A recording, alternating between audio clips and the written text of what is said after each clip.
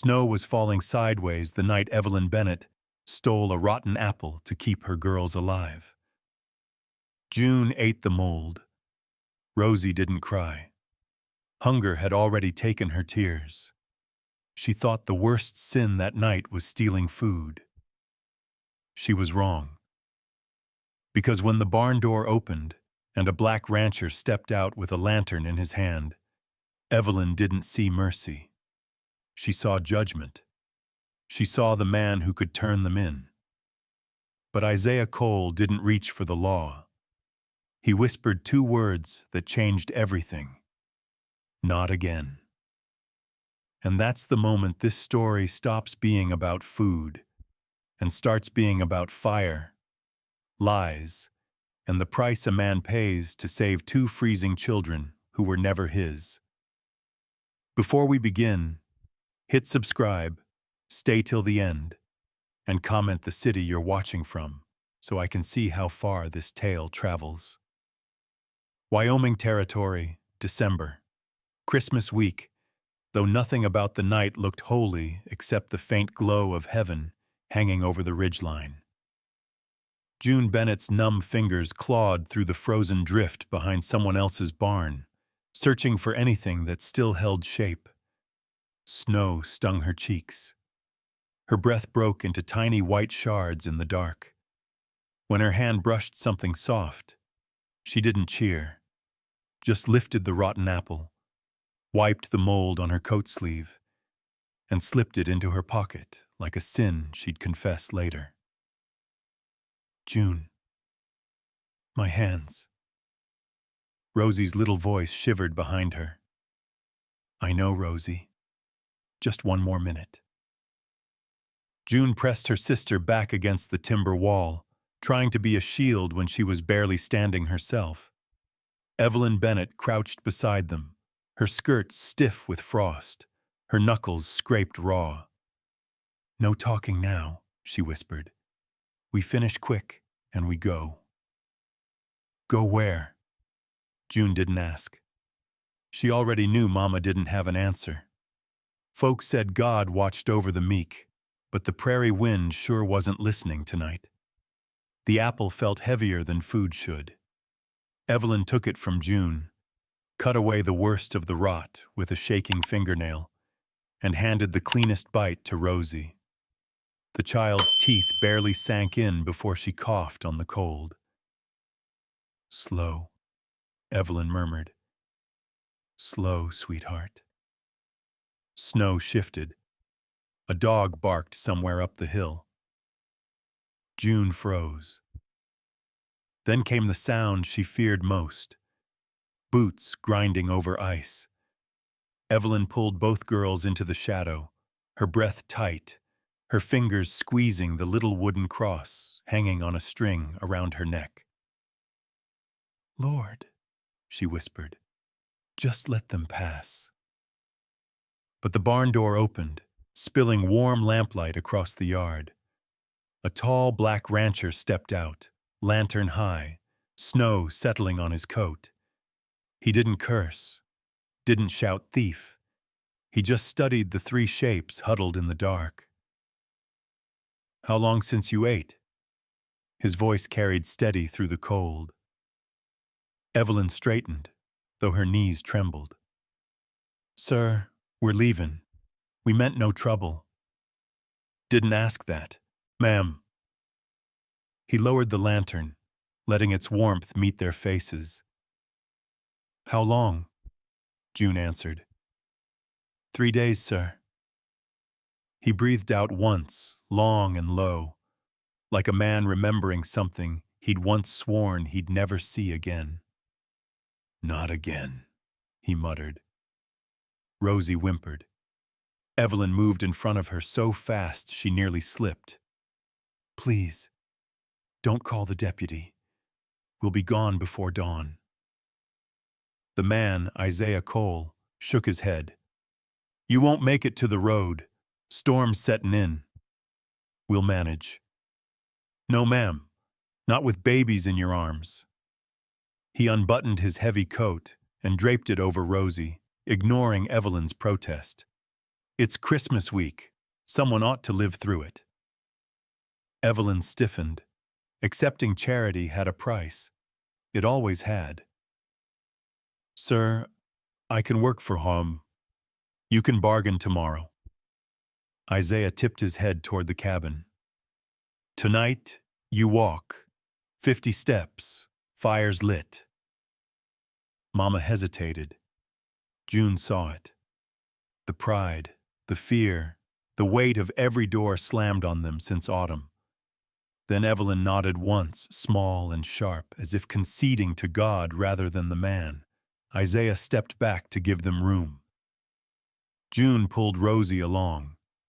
Evelyn followed, holding the rotten apple in her palm like proof of how far they'd fallen. Inside the cabin, heat rushed up to meet them, thick, bright, almost painful after the cold. Isaiah set the lantern down, ladled stew from a pot, and placed bowls on the table without a single grand gesture. He didn't sit. He didn't stare. He just kept a good distance, hands loose at his sides, watching to make sure the girls swallowed more than one bite. June lifted the spoon, but her hand shook too hard. Isaiah wordlessly slid the bowl closer so she didn't spill. Eat, he said. End of discussion. Rosie leaned into Evelyn's side, her eyelids heavy. Evelyn stroked her hair with a trembling hand, whispering, "Thank you, Lord." So quietly, it might have been a breath. Outside, the wind howled past the windows, sweeping over the ranch like a warning. Inside, the girls ate, and color returned slowly to their cheeks. Isaiah stood near the door, one hand resting on the worn handle of an old rifle, not threatening, just watching the night. June caught him looking at them the way someone looks at a memory he wished he didn't carry. She didn't know why, but it made her feel, just for a moment, safe. The stew didn't fix everything. It never does. But warmth has a way of quieting fear long enough for a person to breathe. June felt her fingers again, first with pain, then with heat, while Rosie sagged against Evelyn's shoulder, drifting in and out like a candle fighting wind. Isaiah Cole moved without noise, setting another log on the fire. Sparks rose, catching the Christmas ribbon someone had once pinned above the mantel. It looked out of place now, bright red in a home built for silence. "You can rest," he said, not turning toward them. Evelyn stiffened. "Sir, we won't stay past tonight." "It's a blizzard, ma'am. We've walked through worse. Not with little ones." Her jaw tightened. Pride rubbed against desperation, and neither one could win without hurting the girls. June watched her mother's shoulders rise and fall. 3 breaths, steady but thin. Isaiah finally faced them. "Eat first, talk after." Not a command, not a plea, just truth laid flat on the table like another bowl. June nudged Rosie's spoon back toward her mouth. Rosie swallowed slow, then fast, then too fast, coughing until Evelyn steadied her. "Easy, sweetheart. Slow." Outside, the wind struck the cabin hard enough to shake the shutters. Isaiah glanced at the door. "Storm'll bury the trail by morning. You'd vanish in it." Evelyn looked at her hands. Red, cracked, trembling. "Sir, people don't take kindly to drifters, especially—" She hesitated, eyes lowering. "Especially ones who steal from their land." Isaiah studied her for a slow beat. "Ma'am, taking a rotten apple to keep your babies alive ain't the same as stealing a man's livelihood. We don't want pity." "Good," he said. "Ain't offering any." The words hit June harder than the wind ever had. No pity. Not tonight. Not here. just a man stating what needed stating. Isaiah stepped back from the fire, giving them space. "You said you can work?" "Yes, sir," Evelyn answered quickly. "I cook, I sew, I can clean the stalls if—" He lifted a hand lightly. "Tomorrow. Blizzard's making the decisions tonight." Rosie rubbed her eyes. "Mama, I'm sleepy." "I know, baby." Isaiah pointed toward the bunk built along the far wall. "Let 'em lie down. Mattresses are stuffed with hay. Warm enough?" Evelyn hesitated again, each inch of trust peeling like bark under frost. "Sir, we can't pay you." He shook his head once. "This here ain't payment. It's survival." Then quieter. "Winter don't care who's got money." June didn't understand everything, but she felt something break open in the room, something like space or mercy, or maybe both. Isaiah checked the windows, sliding the wooden bar into place. Not hurried, not nervous, just careful, like a man who knew darkness didn't always stay outside. "Deputy Pike's been sniffing around these parts," he said, mostly to himself. "Best no one sees you tonight." Evelyn straightened. "We're not criminals." "I didn't say you were." He nodded toward June's pocket, the lump where the rest of the apple hid. "But hungry folks get blamed for a lot more than rotten fruit." June pressed her hand over the pocket without meaning to. Isaiah didn't scold her. He just offered that same steady look he'd given outside. Half memory, half warning. "Girls ought to sleep," he said. Evelyn guided Rosie and June to the bunk. The straw rustled under their weight. Rosie curled into June's coat. June tucked the blanket tighter around her sister's feet, whispering, "We're okay. For now." For now felt like a prayer. Isaiah stayed by the door, lantern lowered, rifle leaning where he could reach it in one motion. Not threatening, just watchful. A shepherd standing guard over strangers. Evelyn lingered at the foot of the bunk, fingers tangled in the little wooden cross at her neck. "Sir," she said quietly, "why help us? You don't know who we are." "Don't need to," Isaiah answered. "Cold takes too many this time of year."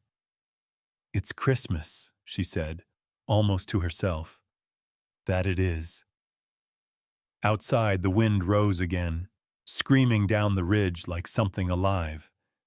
Inside, the fire held. June drifted toward sleep, listening to the crackle of wood and the soft, steady rhythm of a man keeping watch.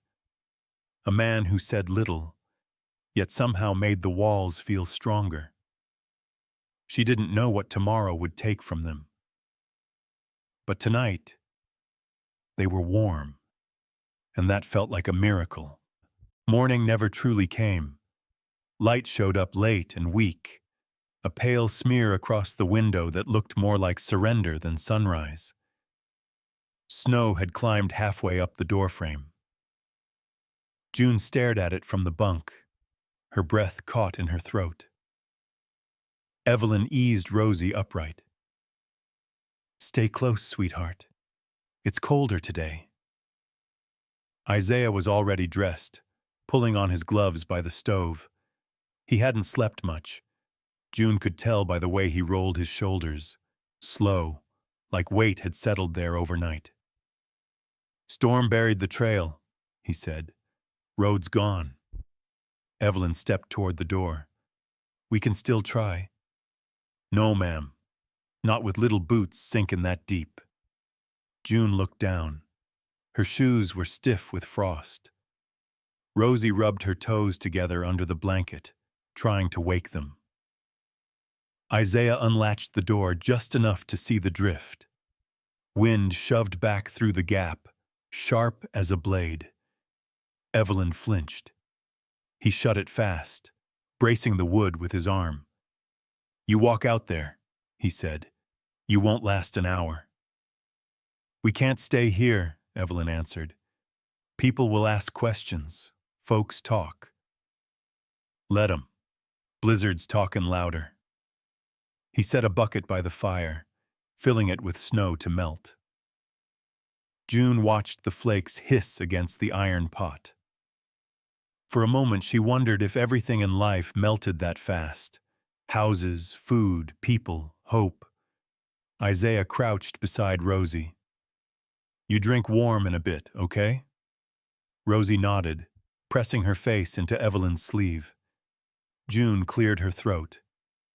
"Sir, can we help?" He studied her a second, then handed her a curry brush. "You can work the mare's coat. Warm your hands that way." June followed him to the stable door.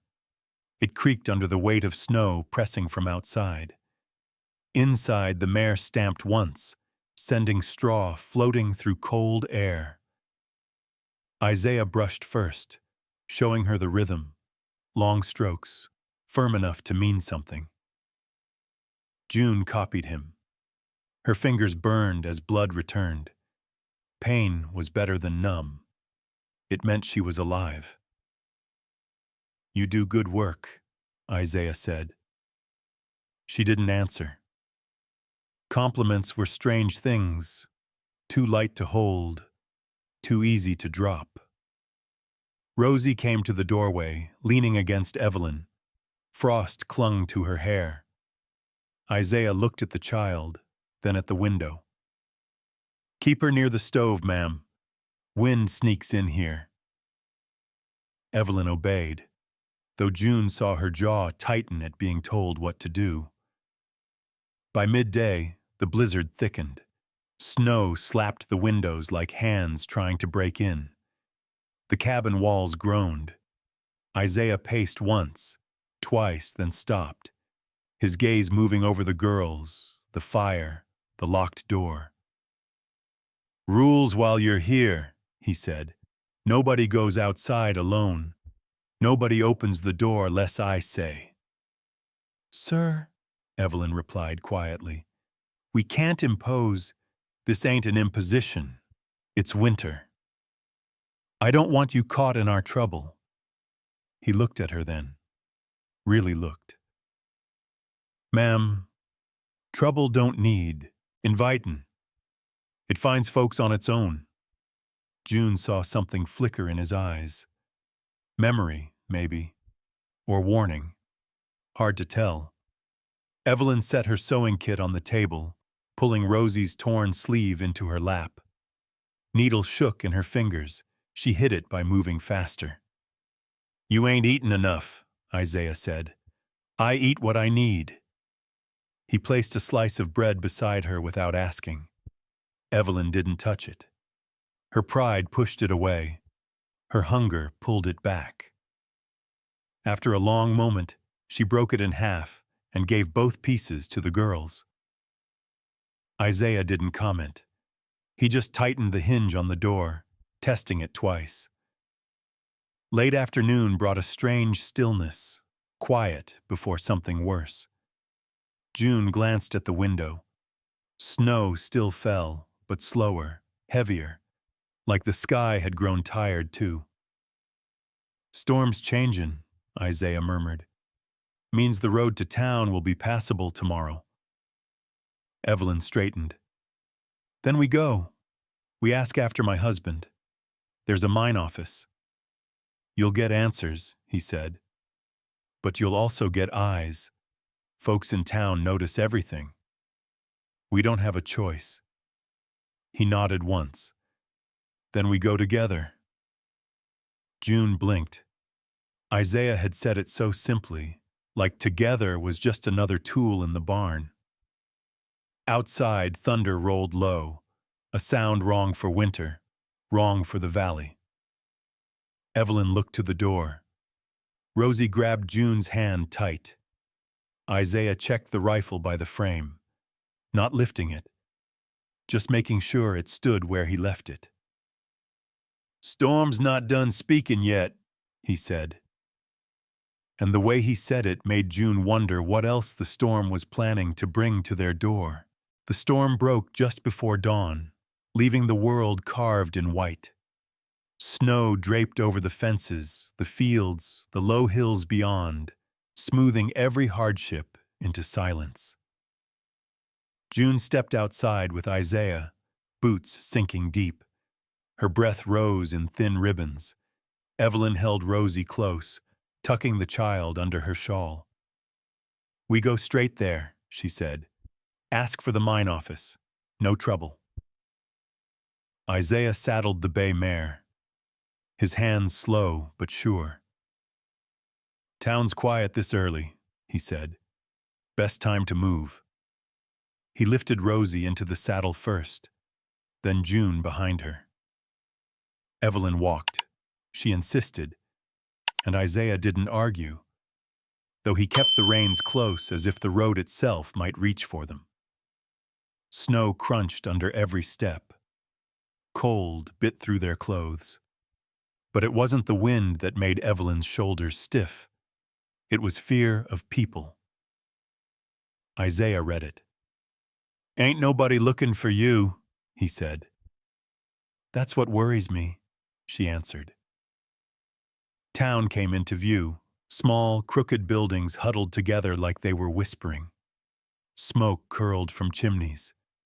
Doors opened. Men swept porches. And just like that, eyes lifted. Stranger eyes, hungry for gossip. Isaiah walked ahead, taking the weight of those stares so the girls didn't have to. At the general store, he tied the mare and helped June down. Rosie clung to Evelyn's skirt. June kept her chin low, but her hand gripped that ragged blue cloth tied at her wrist, a promise she never spoke aloud. Inside, warmth mixed with the smell of tobacco and flour dust. The shopkeeper frowned before they even crossed the threshold. Isaiah placed coins on the counter. Flour, salt, kerosene, and whatever sweets you got left for the little ones. The man hesitated at little ones. His gaze slid over Evelyn, lingered too long. "You takin' in strays now, Mr. Cole?" Isaiah's jaw ticked, just once. "You sellin' or preachin'?" The shopkeeper swallowed his opinion and turned for the shelves. June stood still as a fence post. Rosie watched everything, wide-eyed, like the room might reach out and grab her. Evelyn stepped toward the back counter. "Sir, I need to ask about a man who worked the Montana silver claims. Bennett, William Bennett. He sent word weeks ago." Before she finished, a voice cut in from the doorway. "Well now," Deputy Harlan Pike drawled, tapping snow off his boots. "Ain't every day one sees a family of trespassers strolling through town." June froze. Rosie pressed her face into Evelyn's skirt. Isaiah turned, shoulders squaring. "Morning, Deputy," he said. "We ain't trespassing. We're shopping." Pike's smile was thin. "Heard about some theft on the outskirts. Apples gone missing. Tracks in the snow. Funny how such small sins lead to bigger ones." Evelyn's spine locked tight. June's breath hitched. Isaiah stepped between them. "They're with me." "That's so?" Pike brushed snow from his badge. "You giving shelter to thieves, Isaiah? Mighty charitable of you." Isaiah didn't blink. "Storm nearly killed him. That enough charity for you?" Pike's eyes slid toward the girls. "Charity has a way of turning into debt." "Not here." Pike let the moment stretch, enjoying the way silence bent. Then he tipped his hat. "Be careful who you vouch for. Law keeps long books." When he left, The air felt colder than outside. Evelyn's voice shook, not with fear but restraint. "We should go." They collected the supplies quickly. The shopkeeper avoided their eyes. On the steps outside, Isaiah paused to scan the street, reading shadows like scripture. "Deputy's not the kind to forget faces," he murmured. "We did nothing wrong," Evelyn said. "That don't matter much to men looking for a reason." They started back toward the mare. June climbed up, pulling Rosie against her chest. Snow began falling again, soft but steady. Isaiah walked beside the horse, one hand on the reins, the other gripping his coat pocket as if guarding something old. Halfway down the road, June noticed him staring at her wrist, at the blue cloth wrapped there. Isaiah stopped. He reached into his own coat and pulled out a scrap of fabric, faded, frayed, nearly the same color. He held it between two fingers like a piece of a memory he hadn't touched in years. "Used to belong to a boy," he said. "Not older than you. Found him outside a church one winter. Too late." Evelyn swallowed. "Sir?" Isaiah folded the cloth and hid it away again. "I ain't letting the cold take another child. Not again."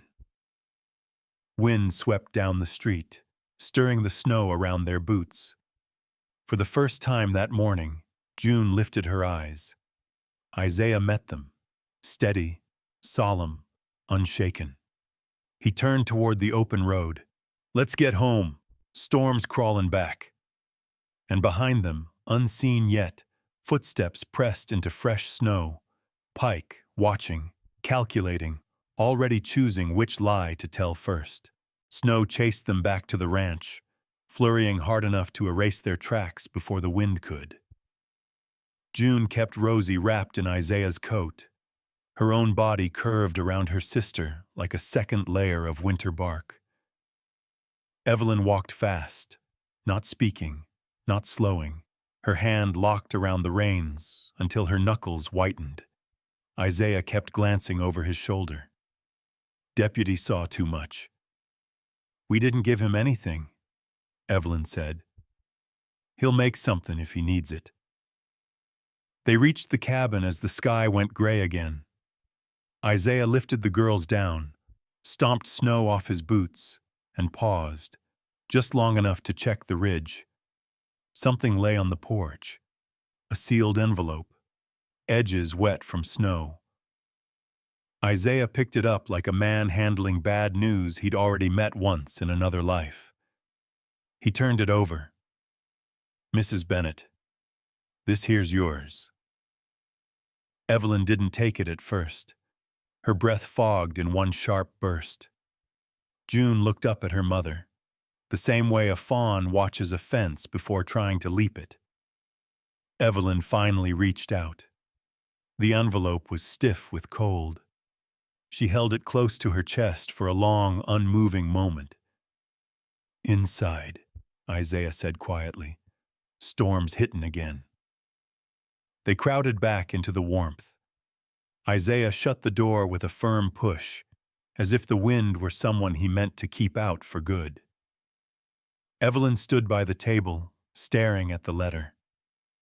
June saw her mother's hands tremble, not from cold this time. "Mama?" June whispered. Evelyn pressed the envelope flat, slid her thumb under the edge, and tore it open with one steady pull. Paper rustled. The cabin held its breath. She read the first line, and her knees gave. Isaiah caught the chair before it tipped, sliding it under her. Evelyn didn't notice. She stared at the page as though it were snow burning her skin. June edged closer. Rosie hid behind her leg. "Mama." Evelyn swallowed once, twice. Then she read aloud, voice thin. There was a collapse. At the Silver Crown Mine. William Bennett. Deceased. June didn't move. Didn't breathe. She just folded her arms around Rosie's head, pressing her sister's face into her coat so Rosie wouldn't hear the rest. Evelyn kept reading, though her lips barely formed the words. Personal effects, wage slip, entrusted to Mr. Whitcomb for delivery. Whitcomb. Isaiah's eyes narrowed like a lantern flame turned black. Whitcomb, he repeated. Not good. Evelyn crumpled the bottom of the letter, then smoothed it again, trapped between grief and something harsher. They gave his wages to another man. Why? Why him? Isaiah didn't answer.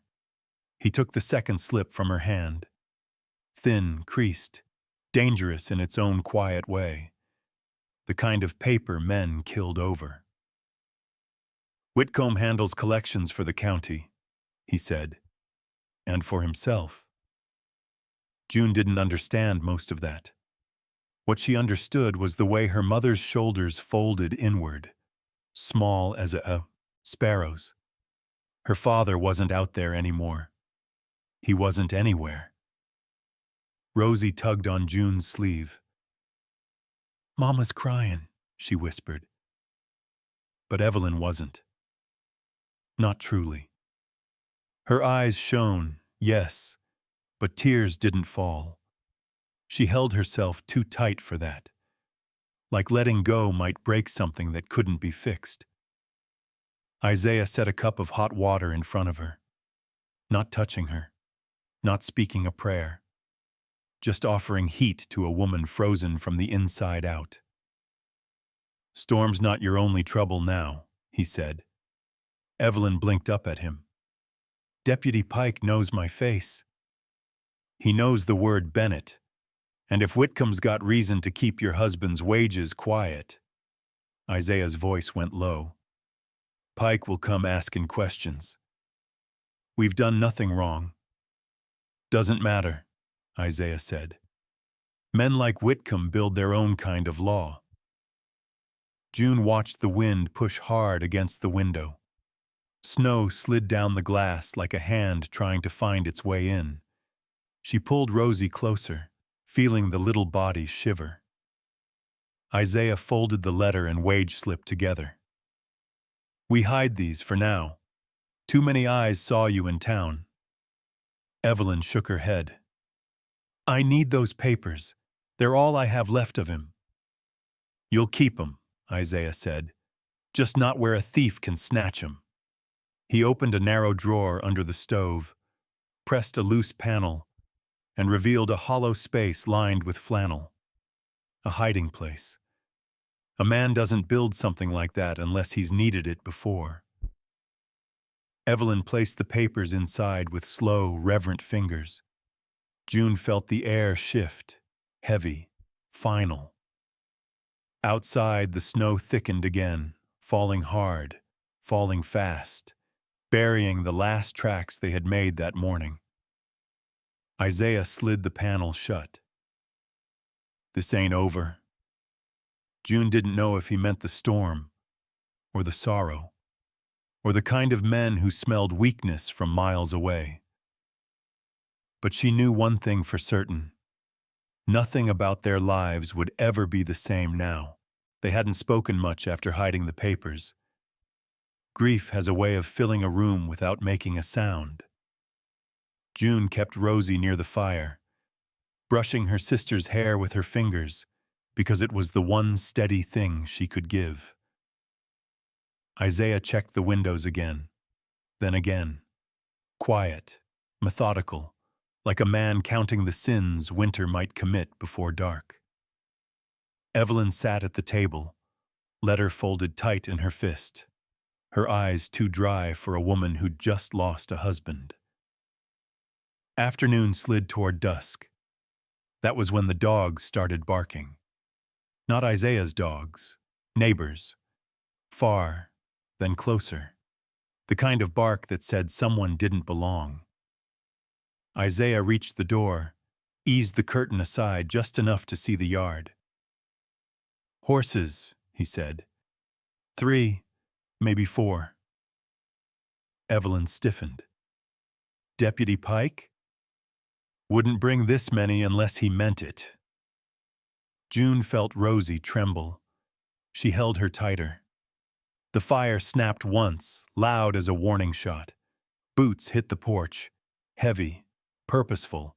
Then, bang, a fist against the door. "Open up, Cole!"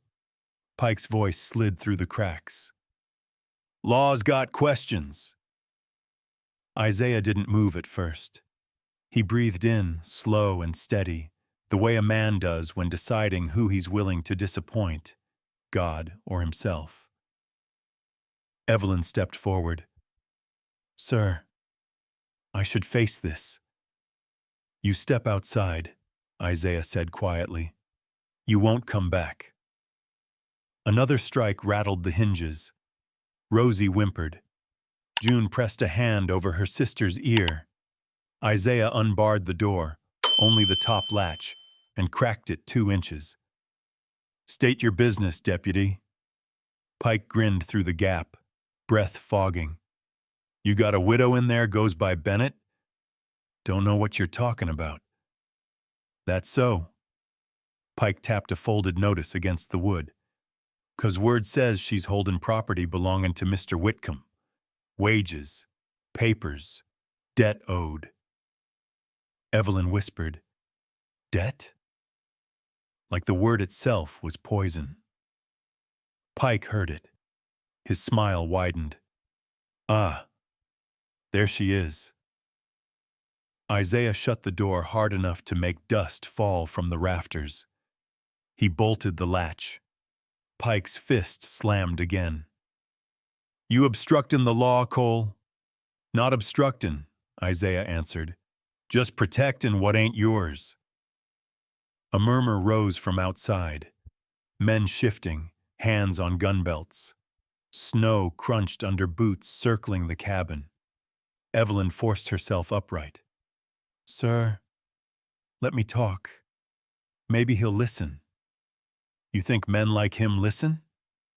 Isaiah shook his head. "He smells money, and he smells something he can drag." Rosie began to cry, soft, scared, muffled in June's coat. June rocked her sister gently, counting breaths the way Mama once told her to. Pike slammed the butt of his gun into the doorframe. "Last chance, Cole. Widow steps out, and nobody gets hurt." Isaiah turned to Evelyn. "He's lying." "I know," she whispered. "You trust me to keep you safe?" She hesitated only 1 heartbeat, then nodded. Isaiah took down the rifle from the wall, not raising it, just holding it like truth made of iron and wood. "Both of you," he told the girls, "go to the back, under the loft boards. Stay low." June guided Rosie toward the small crawl space behind the stacked hay. Loose planks hid the opening. Dust coated her hands. The dark smelled of earth and stored apples. Rosie buried her face in June's shoulder, trying to disappear. Evelyn followed them halfway, then stopped. She touched June's cheek, quick and fierce as if memorizing her. "Protect your sister." "I will, Mama." Another violent crash hit the door. Isaiah planted himself in front of it. "Deputy," he called, voice firm, "you take one more swing at this house. You admit you ain't here for justice." Silence followed, the kind that comes before something breaks. Then Pike hissed, "Whitcomb wants what belongs to him. Widow ain't property. That ain't for you to decide." Isaiah stepped closer to the door. His shadow covered the boards. "I decide what crosses my threshold." Something subtle shifted in the yard. Men moving into flanking positions. Isaiah heard it. Evelyn heard it. Even June felt it through the floorboards. "Mama," Rosie whispered, "are they gonna take us?" Evelyn pulled Rosie's tiny hand into hers. "No, baby. Not while I breathe." Outside, Pike snarled, "Open the door now, or we come through it." Isaiah lifted the rifle, not aiming, just ready. "Try," he said. Snow fell harder then, thick enough to swallow the horizon. Wind wrapped the cabin like a warning sent straight from heaven. Pike's voice shot back, sharp and eager. "Boys, get the back!" June grabbed Rosie tighter, and Isaiah, standing alone between one family and the cold world outside, whispered the same words he'd spoken the night he found them near the barn. Not again. Night didn't fall. It dropped, hard and sudden, like God blowing out the last candle over the valley. The cabin shuddered with each hit from Pike's men circling outside. Snow blew sideways, thick as smoke. June held Rosie under the loft boards, feeling every boot step through the floor. Isaiah moved fast. "We leave," he said. "Now." Evelyn stared at him. "They're all around. They're slow in deep snow. We ain't." He shoved a saddlebag into Evelyn's hands. Blankets, a tin of matches, nothing more. "Church cellar'll hold you till morning." "Reed's house?"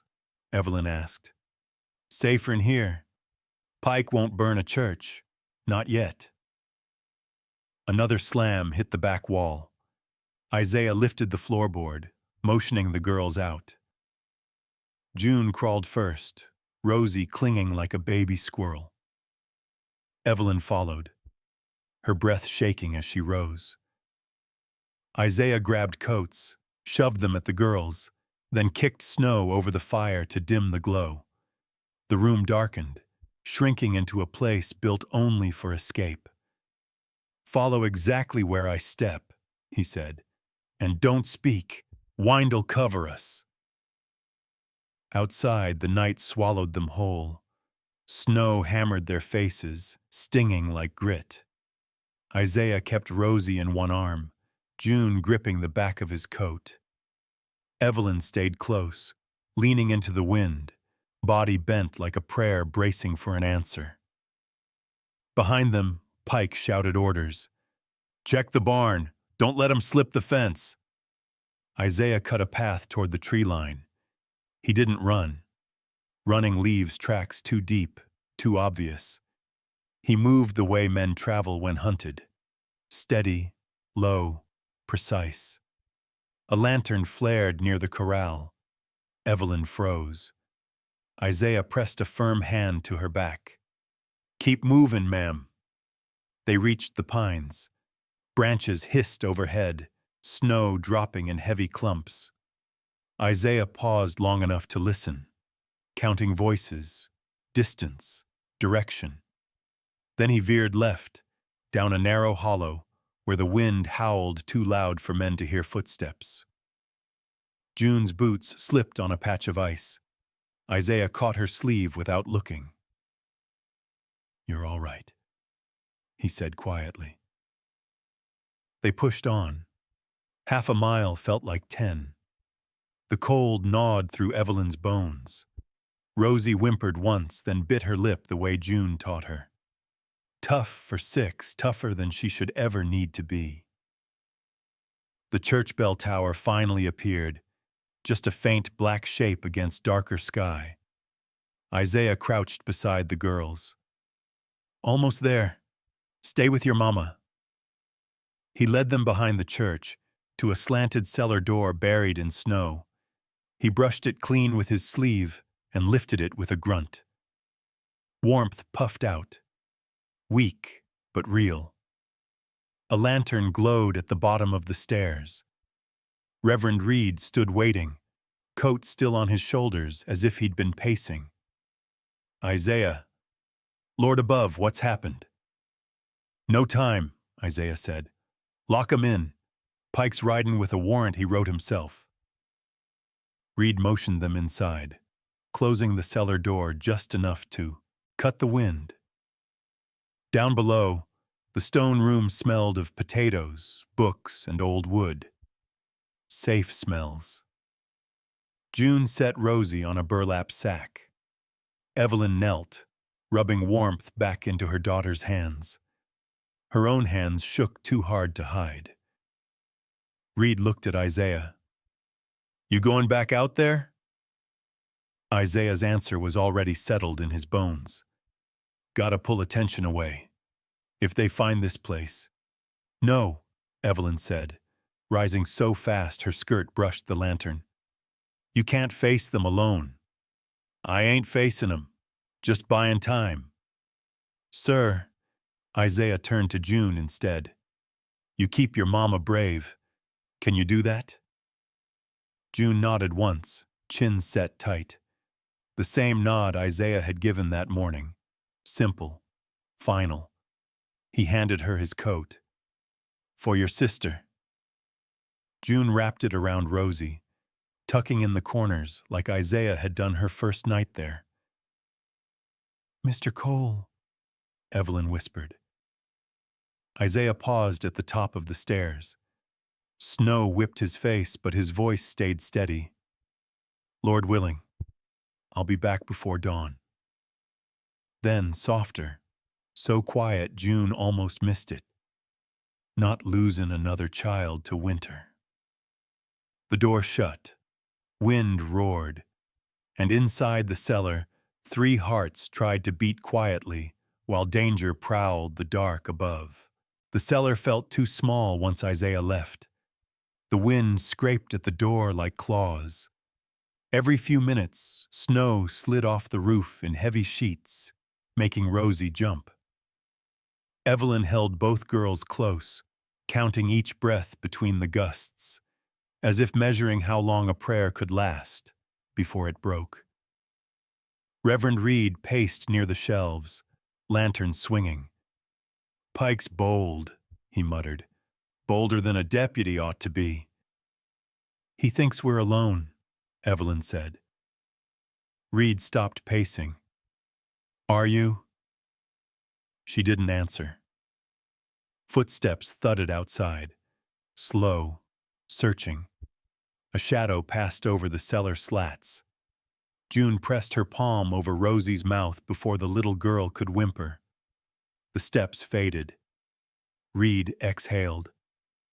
"They're looking for Isaiah first. He knows the land. They won't catch him easy." June whispered, "He'll come back." Reed glanced at her. "Yes, child. Lord willing." He took the lantern to the work table, rummaging through a stack of church ledgers. "Whitcomb's been circling this county for years.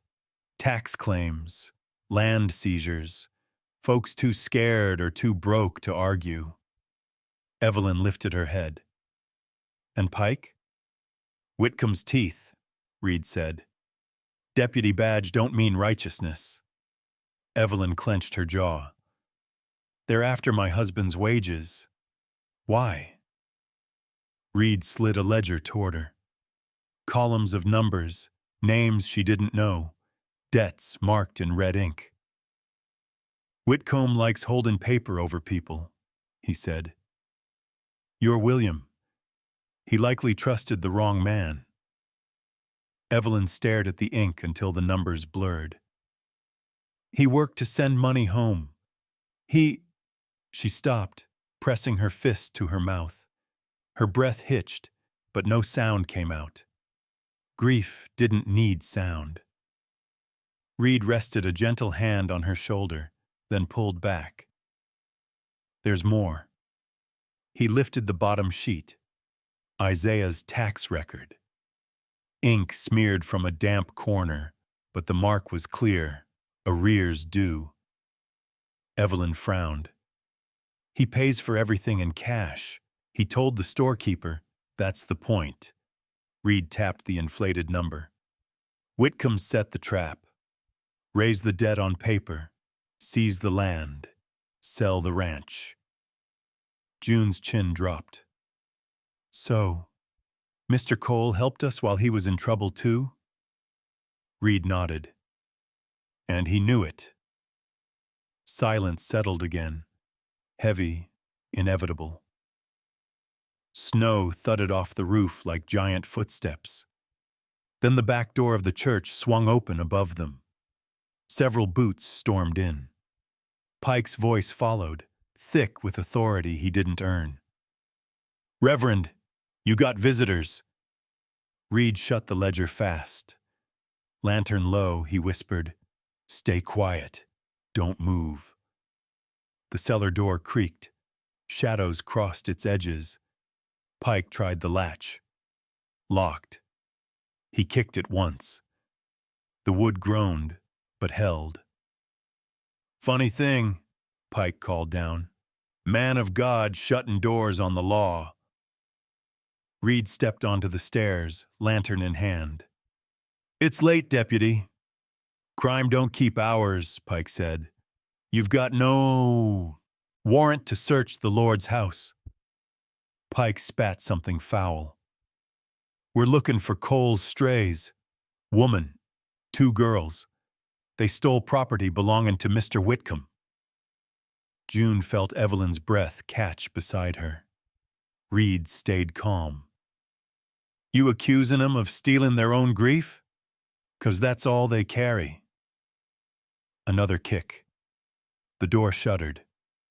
Behind Reed, a second voice chimed in, lower, colder. One of Pike's men. "Boss, there's tracks heading toward the ridge. Could be Cole, could be not." Pike cursed. "Fan out. I want that widow found before night's over." Boots shuffled, doors slammed.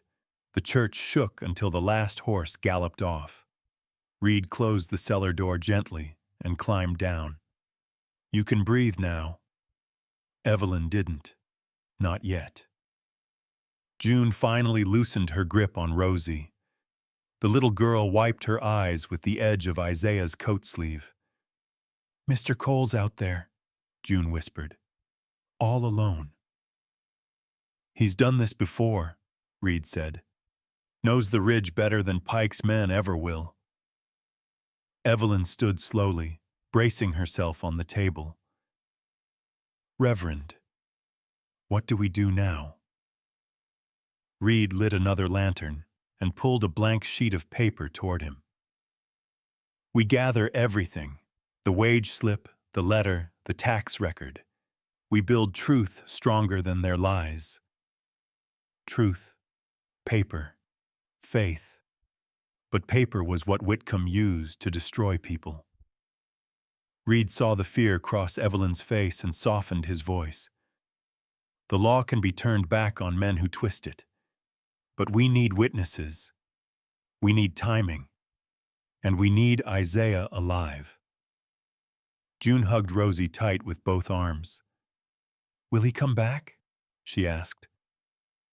Reed hesitated, but only for a heartbeat. "He promised he wouldn't lose another child," he said. "Men who speak that way don't fall easy." Above them, wind slammed against the church doors. Somewhere out there, Isaiah Cole was walking into that wind, not running from danger, but drawing it away. Isaiah reached the ridge before the moon had cleared the clouds. Snow hit sideways. The wind stole his breath, but he kept moving. One steady stride, then another. He stopped only when he saw the line of torches crawling across the lower valley like a string of hell-lit ants. Pike's men. Too many. Too early. Isaiah knelt beside a stump, brushing snow away with his glove. Beneath it, he pulled free a small metal box, rusted, dented, older than his ranch. Inside lay a coil of twine and a folded scrap of blue cloth, half of a child's scarf. He held it a moment. Breath slow, eyes closed. "Not again," he murmured into the wind. Lord, not again. He tied the twine around his wrist and tucked the cloth back. Then he headed home. By the time he reached the ranch, the night sky had turned to iron. Frost clung to the barn roof. The only light got it from a lantern swinging in Evelyn's hand as she stepped out to meet him. "You shouldn't be outside," Isaiah said. "You were gone too long." He didn't argue. He brushed past her, checking the doorframe, the hinges, the shutters, listening to the woods groan. The storm hadn't beaten it open yet, but men could. "Reed showed me the ledgers," Evelyn said quietly. "They're coming for your land." Isaiah lifted a board and jammed another nail in. "They've been coming for years. But now, because of us." He stopped hammering. "Don't say that," he said, voice flat. "This started long before you knocked on my door." June and Rosie peeked from the window. When Isaiah looked up, June pulled Rosie back gently, shielding her from the sight of the rifle he slung across his back. He stepped inside. The house smelled of stew and lamp oil. Evelyn had stacked blankets along the walls. June had lined cups of melted snow by the fire. Rosie slept curled under Isaiah's coat, cheek pressed to the collar. He knelt beside her. The firelight caught the edge of the blackened barn wood outside. A warning. A memory. "We'll hold here," he said. Evelyn folded her arms tight. "If we stay, they'll burn the place. If we run, they'll take you," Isaiah answered. "And the girls, and the truth." He walked to the window, scraping frost with his thumb. Torches glimmered far away, closer than before. "They're spreading out," he said. "Ridge line, river bend. They're searching for tracks." Evelyn moved to the stove, ladling broth into a tin cup to keep her hands from shaking. "Reverend Reed said he'll gather witnesses. Won't matter if Pike gets here first." He turned from the window. His jaw tightened with that quiet, dangerous calm June had come to recognize. The calm of a man preparing to be outnumbered. "Isaiah," Evelyn whispered, "you can still give us up." June gasped. Rosie stirred under the coat. Isaiah stared at Evelyn, as if the idea were something foul he'd never touch. "I don't trade people," he said. "Not to men like Whitcomb. Not to men like Pike. Not for land. Not for my name. Not for my skin. Not ever." The way he said it, heavy, carved from bone, made Evelyn look away first.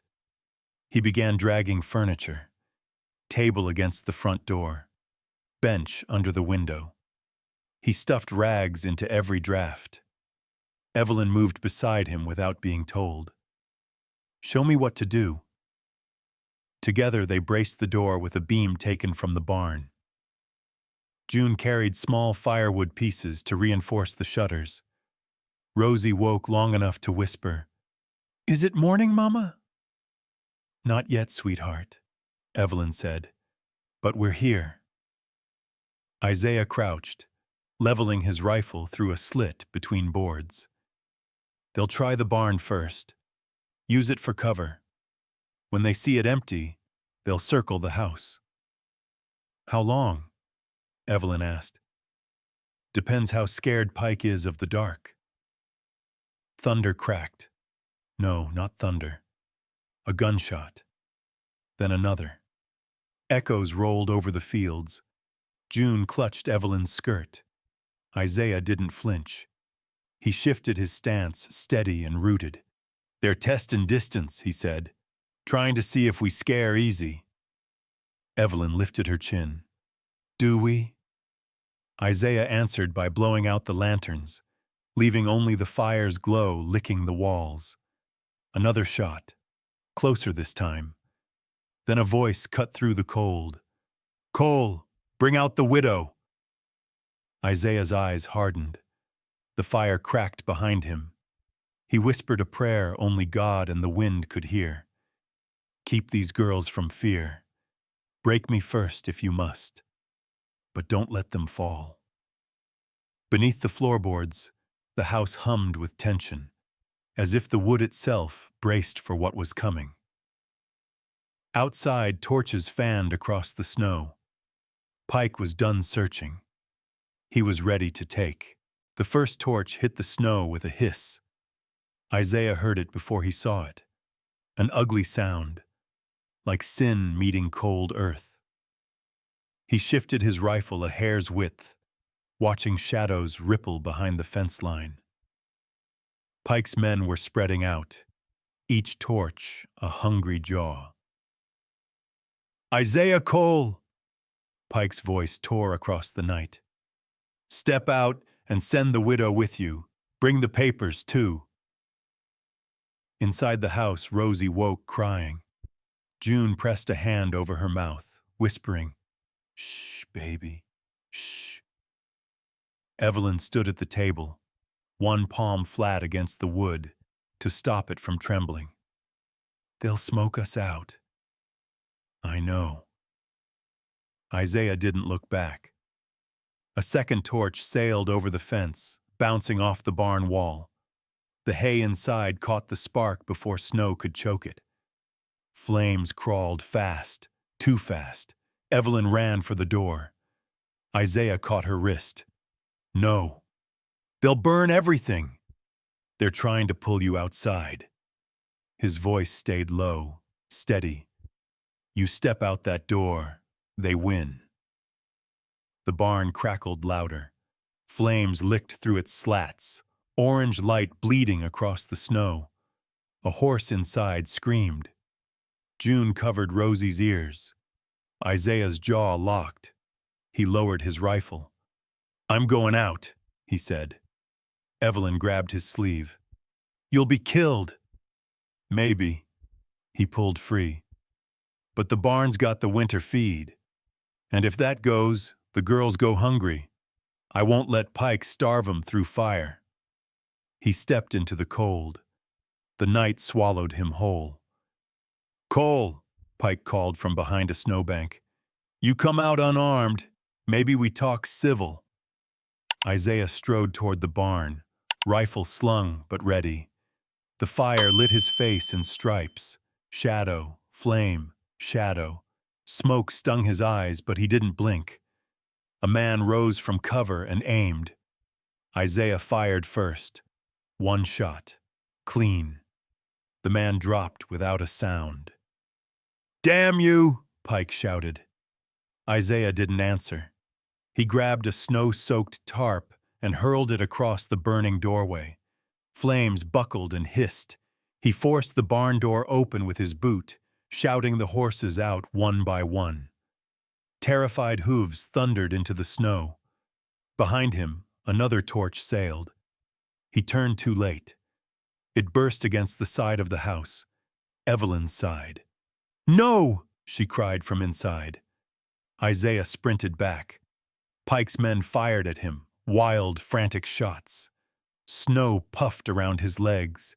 A bullet grazed his coat and ripped the sleeve, exposing the scar on his wrist. He didn't stop. Evelyn was beating at the flames from the window with a wet blanket. The fire clawed up the wall. Isaiah kicked snow with both arms, shoveling it against the boards until steam rose around him.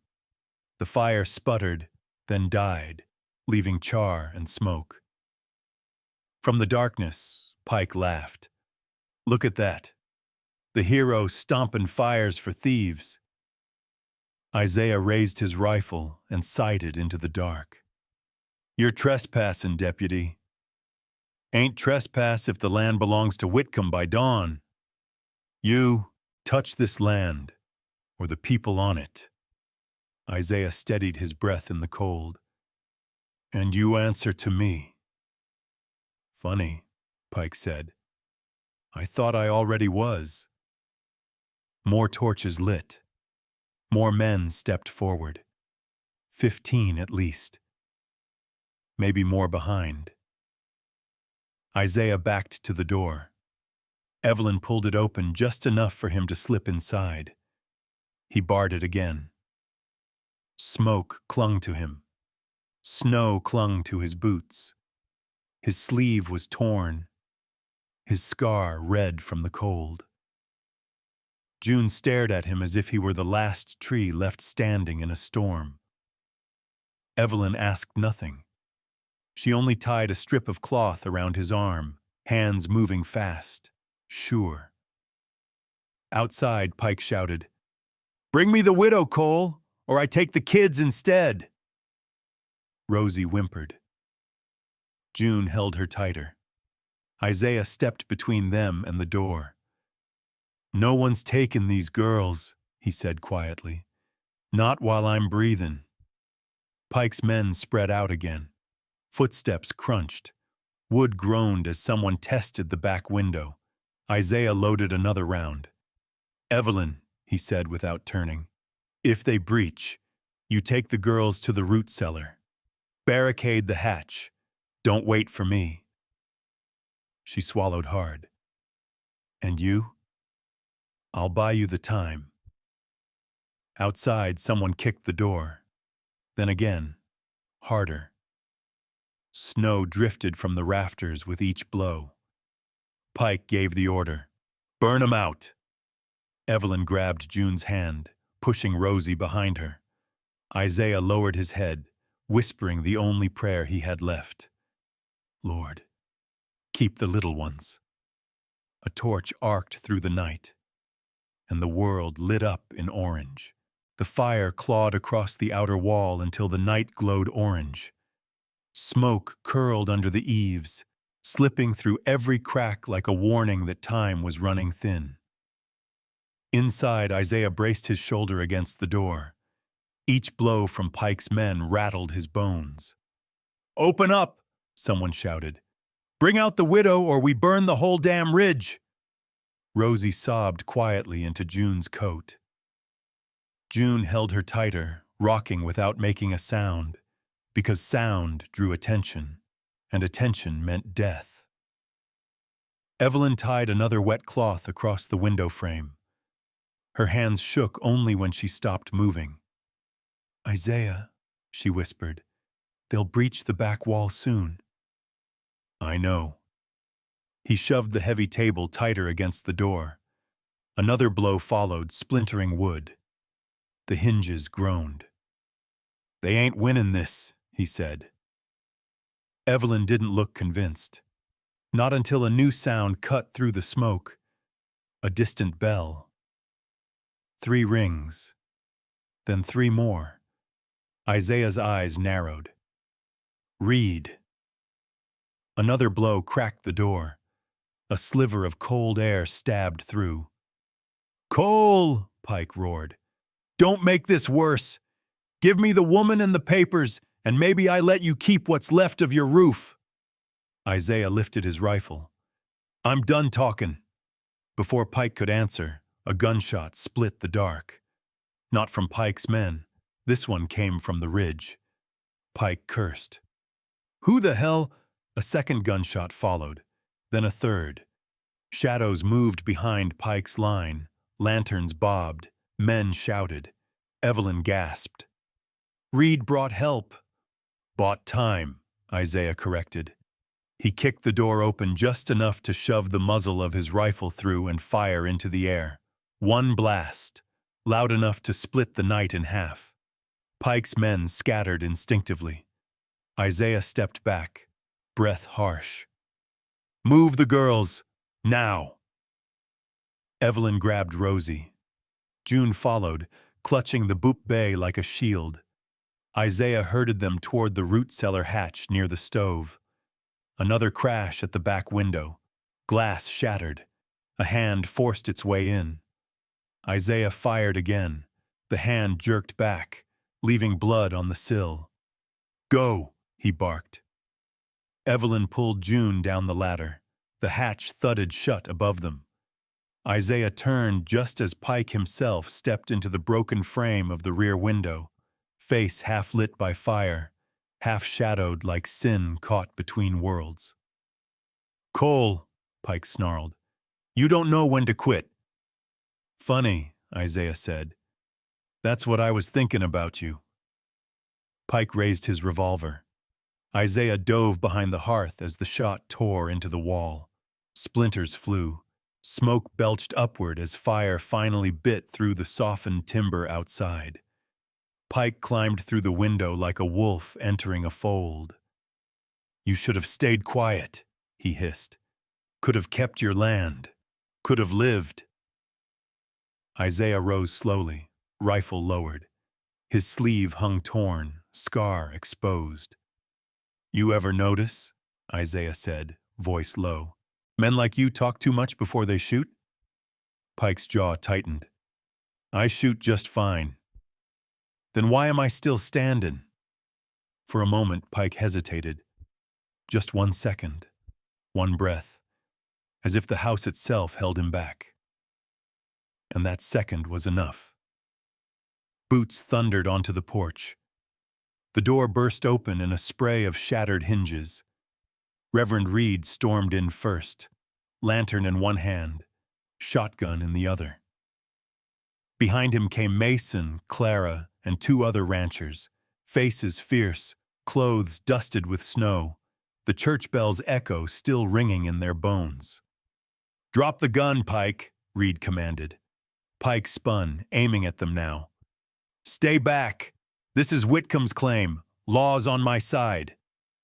Reed stepped forward, lantern lifted. "Law's here too." Behind him, Clara held up a folded paper. Whitcomb's altered tax record. Mason raised the miner's wage slip with Whitcomb's forged signature. "Your lies are on these pages," Clara said, "and your name's on every foul line." Pike's eyes darted between them, calculating. Then June's small voice rose from beneath the floorboards, clear, steady, unafraid. "He came to take Mama." Isaiah froze. Reed froze. Even Pike froze. The root cellar hatch pushed open. June climbed out, cheeks smeared with soot, eyes burning with something far older than 8 years. She stepped into the open as if the fire parted for her. "She stole food so we wouldn't die," June said. "If someone's going to jail for taking things, take me, not her." Reed's breath caught. Mason cursed softly. Even Pike blinked. But Evelyn, Evelyn broke then.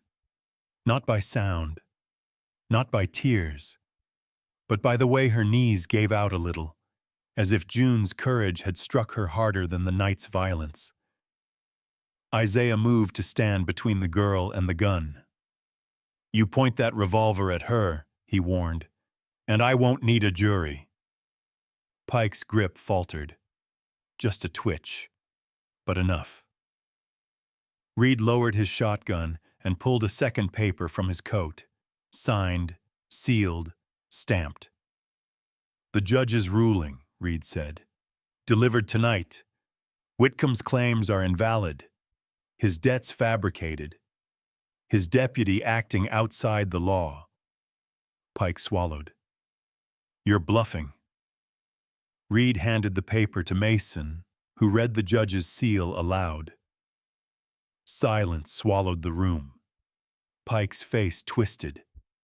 Then he lunged, not at Isaiah, not at Reed, but at June. Isaiah moved first. He slammed Pike back into the burning wall with a force that shook the whole cabin. Pike's revolver clattered to the floor. Isaiah wrenched the weapon away, drove his forearm into Pike's throat, and pinned him there. "You ever touch a child again," Isaiah growled, "and God himself won't find what's left of you." Pike gagged, struggling. Reed stepped forward. "Isaiah, let the law finish it." Isaiah's fist tightened, then loosened. He shoved Pike onto the floor. Mason and another rancher dragged him out the con door as Pike cursed into the snow. Reed touched Isaiah's shoulder. "It's done." No, it wasn't. Not yet. Isaiah looked around the burned cabin, the charred wall, the shattered window, the cellar hatch where June had emerged brave as any soldier. Evelyn, kneeling beside Rosie, clutching the girl like something newly blessed. He breathed once, twice. Fire crackled softly outside, dying without purpose now. Evelyn lifted her eyes to his. "Is it over?" Isaiah looked at the black sky. "At least tonight," he said. "And tonight's enough." The first torch didn't land on the barn. It landed 10 feet from Isaiah's porch, steam rising where fire kissed snow. A warning, a promise, a hunger. Isaiah saw it through the slit in the shutter, a smear of orange cutting the night. "They're here," he said. Rosie whimpered in her sleep. June tightened her hold around her sister's shoulders, whispering into her hair until the child stilled. Evelyn stood frozen beside the table. Her hands were steady, but her breath wasn't. "How many?" Isaiah didn't answer right away. He shifted the shutter with 2 fingers, peering out. Torches crept over the ridge like a slow-moving wildfire. "Enough!" A second torch flew. This one hit the side of the barn with a dull thud, rolling in the snow until its flame licked dry straw. The barn caught fast. Inside, a horse screamed. Evelyn flinched. June clapped both hands over Rosie's ears. Isaiah slung his rifle across his back. "I'm going out." "No." Evelyn stepped toward him. "They want you exposed. They want you more." She hesitated, just a breath, but enough. Isaiah moved past her. She caught his sleeve. "You walk into that fire. You won't walk back." He pulled free gently. "If the feed burns, the girls starve. If the horses burn, we don't outrun Pike even if we win tonight. This isn't choice, Evelyn. It's cost." He opened the door into the storm. Cold swallowed him. Ash kissed his face. The barn roared like something alive. Pike's voice rose from the tree line. "Cole, step out and send the widow. Bring the papers your dead miner left." Isaiah didn't reply. He reached the barn and grabbed a snow-heavy tarp from the fence. The flames clawed upward, snapping, reaching. He threw the tarp across the burning doorway. It sizzled, bent, held for half a second, and that was all he needed. He kicked the door. The latch broke. Horses bolted, eyes wild, bodies steaming in the freezing air. A torchman stepped from behind a hay bale, gun raised. Isaiah shot first. The man dropped into the snow, torch rolling from his hand. Gunfire cracked from the ridge. Shots sprayed wild, hitting fence posts, shaving bark from the dead tree beside him. Isaiah ducked behind a beam, chambered another round, and waited for the next muzzle flash. 1, 2, 3. He fired. A yelp followed. The shooting slowed. "Damn you, Cole!" Pike yelled. Isaiah didn't waste breath. He sprinted toward the house, boots slicing deep tracks into the drifts. A bullet tore through his coat sleeve, grazing the old scar on his wrist. Blood warmed the cold fabric. He didn't look down. Evelyn slammed the door open just long enough for him to slip inside. She barred it the next second. Smoke followed him in. Snow clung to his shoulders. His face was streaked with soot. "You're hit," she said. "Not enough to matter." Evelyn tore a strip from an old apron. wrapped his arm quick and tight. Her hands didn't tremble now when, wow, she tied the knot. She didn't look away from him. Outside, the flames reached higher. Shadows danced across the walls of the cabin. Then Pike's voice rose again, sharp now, thrilled with power. "Bring me the widow, Cole, or I take the kids instead," Rosie cried. June pulled her close, shielding her with both arms. Isaiah stepped between them and the door, shoulders squared. "Nobody's taken these girls," he said. "Not while I'm drawing breath." A board snapped on the west wall. Someone testing a window. Isaiah grabbed his rifle and crossed the room in 3 strides. He pressed his shoulder into the boards, bracing them with his weight. "They'll circle. Try every crack till they find a weak one." Evelyn moved beside him, pushing the dresser against the wall. "What do you need me to do?" "Keep the fire low. Keep the girls low. And if they breach—" He didn't finish. June looked at him with those 2 old eyes, already knowing. A rock sailed through the dark, smashing against the shutter. The wood splintered. Isaiah repositioned his rifle. "They're getting bold." "They're getting impatient," Evelyn said. A torch flew next. It arced high, bright, spinning, headed straight toward the house. Isaiah didn't think. He lunged back out the door, scooping snow with his bare hands, hurling it at the flames before they latched onto the siding. Fire licked through his fingers. He smothered it with his coat, teeth clenched. Evelyn grabbed his arm and yanked him inside before the next volley hit. "You can't keep running out there," she hissed. "And you can't keep letting them burn this place down." "Isaiah." He looked at her then, really looked. The soot on her cheek, the snow in her hair, the fierce way she stood between danger and her daughters. "We're not losing tonight," he said quietly. A whistle cut through the dark. Pike's signal. Torches rose.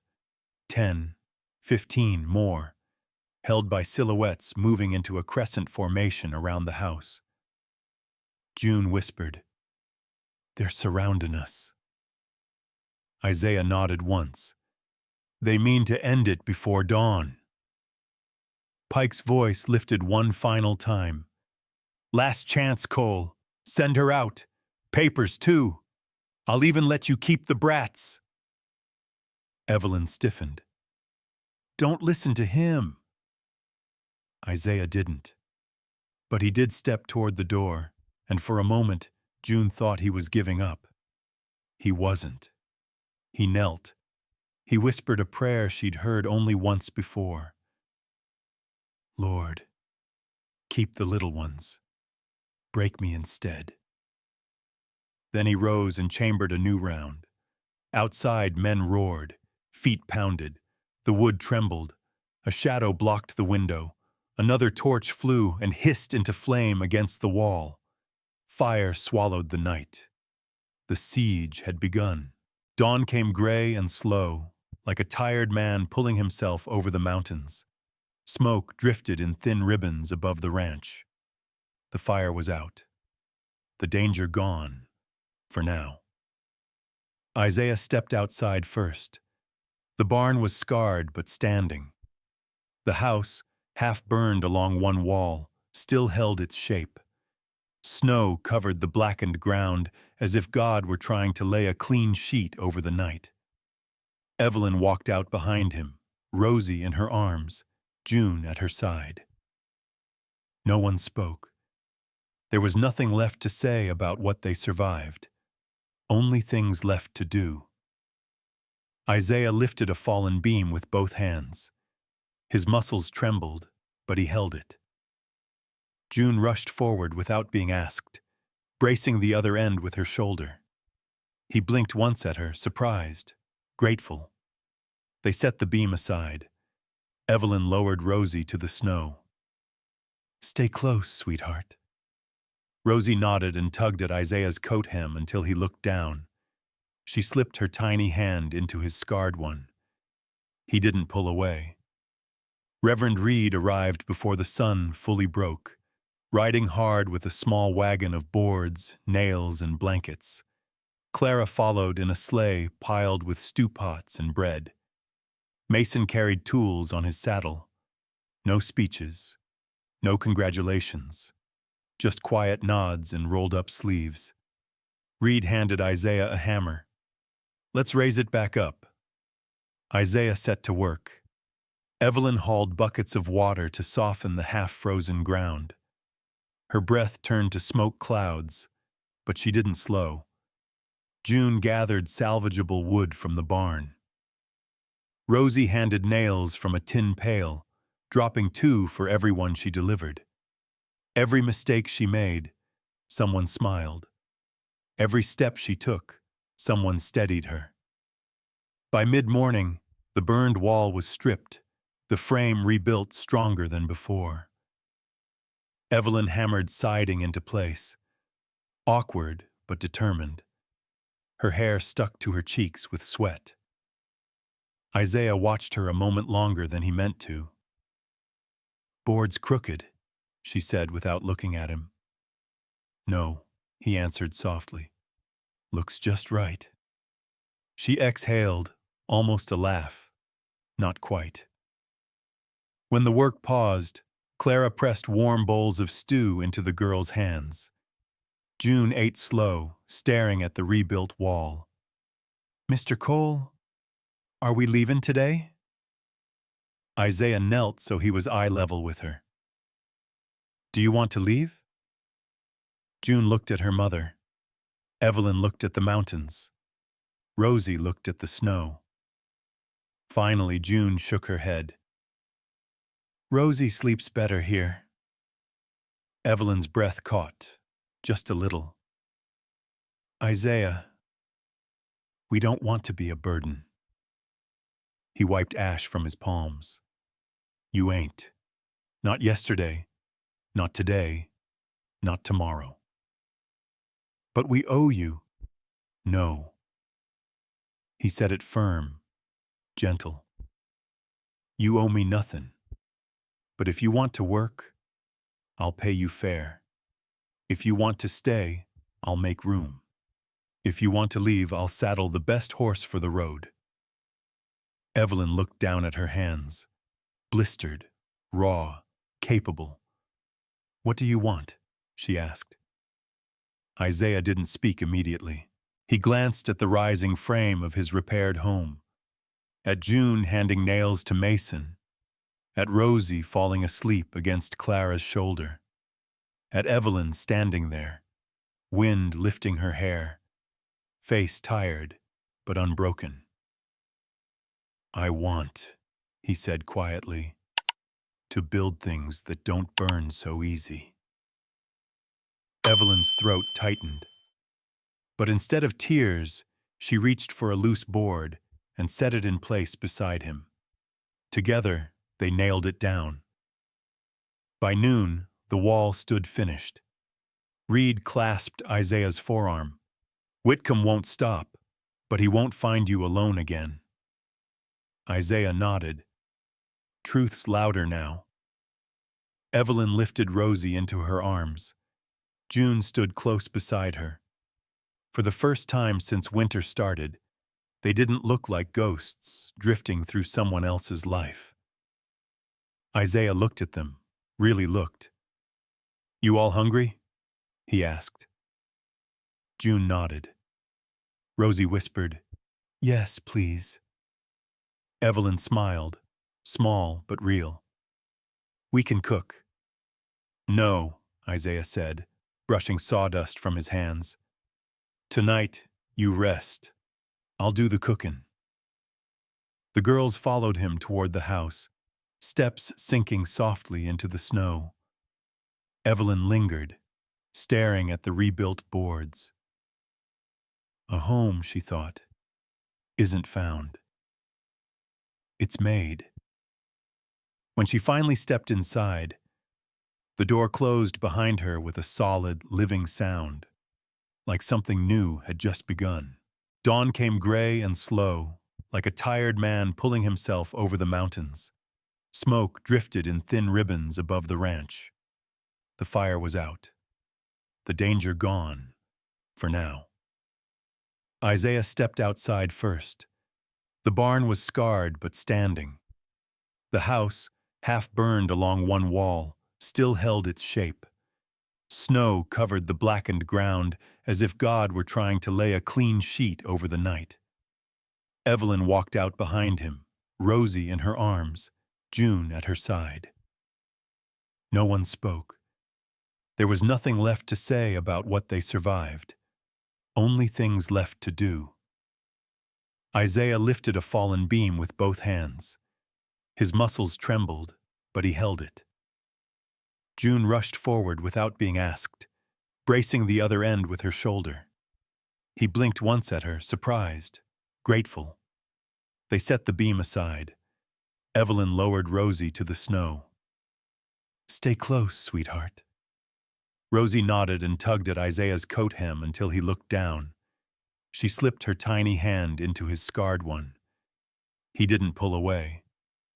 Reverend Reed arrived before the sun fully broke, riding hard with a small wagon of boards, nails, and blankets. Clara followed in a sleigh piled with stew pots and bread. Mason carried tools on his saddle. No speeches, no congratulations, just quiet nods and rolled-up sleeves. Reed handed Isaiah a hammer. "Let's raise it back up." Isaiah set to work. Evelyn hauled buckets of water to soften the half-frozen ground. Her breath turned to smoke clouds, but she didn't slow. June gathered salvageable wood from the barn. Rosie handed nails from a tin pail, dropping 2 for every one she delivered. Every mistake she made, someone smiled. Every step she took, someone steadied her. By mid-morning, the burned wall was stripped, the frame rebuilt stronger than before. Evelyn hammered siding and